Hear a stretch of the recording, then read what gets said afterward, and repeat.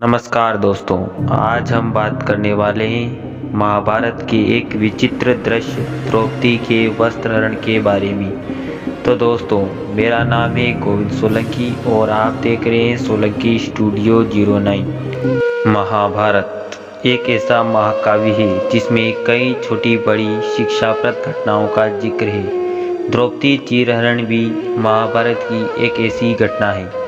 द्रौपदी पांचाल देश की राजकुमारी थी और उसका विवाह अर्जुन से हुआ था।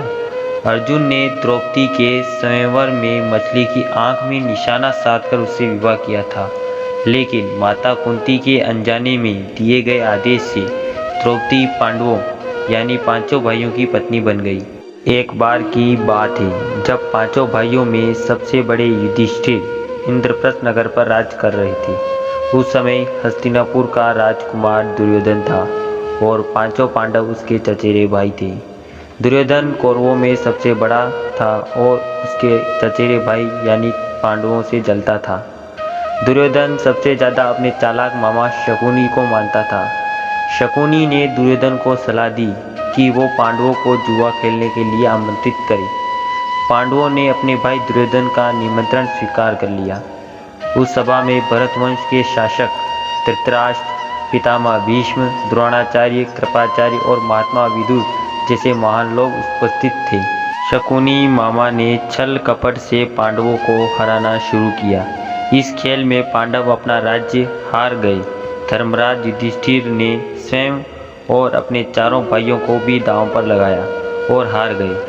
अंत में जब दांव पर लगाने के लिए उनके पास कुछ नहीं बचा तो उन्होंने अपनी पत्नी द्रौपदी को दांव पर लगा दिया।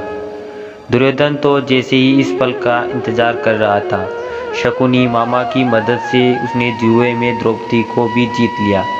द्रौपदी को जीतने के बाद दुर्योधन ने अपने भाई दुशासन को आदेश दिया कि वो द्रौपदी को भरी सभा में बाल पकड़कर और घसीटते हुए लेकर आए। भाई से आज्ञा मिलते ही दुशासन द्रौपदी के कक्ष में गया और उसे सभा में चलने को कहा। रानी द्रौपदी बहुत ही स्वाभिमानी और पतिव्रता स्त्री थी, इसलिए उन्होंने दुशासन के साथ चलने से मना कर दिया। दुशासन ने गुस्से में आकर द्रौपदी के बाल पकड़ लिए और उसे खींचते हुए भरी सभा में लाकर खड़ा कर दिया।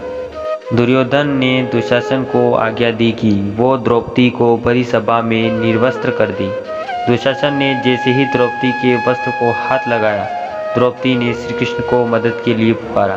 श्री कृष्ण अपने भक्तों को कभी नाराज नहीं करते। कृष्ण ने जब द्रौपदी की करुण पुकार सुनी तो उन्होंने द्रौपदी की साड़ी को बढ़ाना शुरू कर दिया। दुशासन द्रौपदी का चीर खींचता रहा, लेकिन वो जितना खींचता वस्त्र उतना ही बढ़ता जाता। अंत में दुशासन थक कर हार गया, किंतु द्रौपदी का वस्त्र हरण नहीं कर सका। ऐसा कहा जाता है कि महाभारत युद्ध के पीछे सबसे बड़ा कारण द्रौपदी चीरहरण ही था। आशा करता हूँ आज का ये वीडियो आपको पसंद आया हो। ऐसे ही और अन्य वीडियो के लिए हमारे चैनल को लाइक करें, शेयर करें एंड सब्सक्राइब करें। और आज के इस वीडियो पर आपकी क्या प्रतिक्रिया है, हमें कमेंट बॉक्स के माध्यम से अवश्य बताएं। धन्यवाद।